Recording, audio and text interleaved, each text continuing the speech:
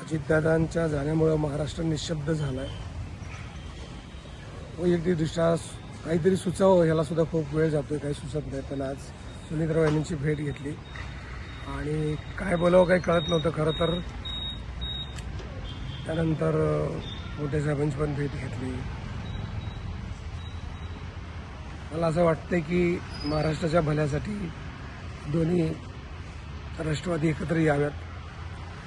आणि खरं तर अशी चर्चा झाली होती, बोलणं झालं होतं ह्या निवडणुकीच्या वेळेला, प्रचाराच्या वेळेला, की आता एकत्रच येणार आहे.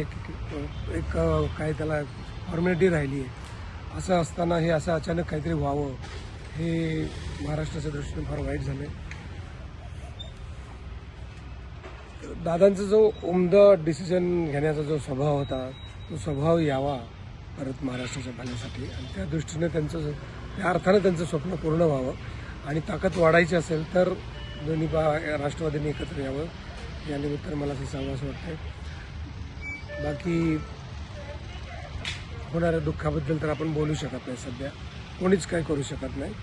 पण उपलब्ध परिस्थितीत जर आपल्याला पुढे जायचं असेल तर हा एक मार्ग दिसतो.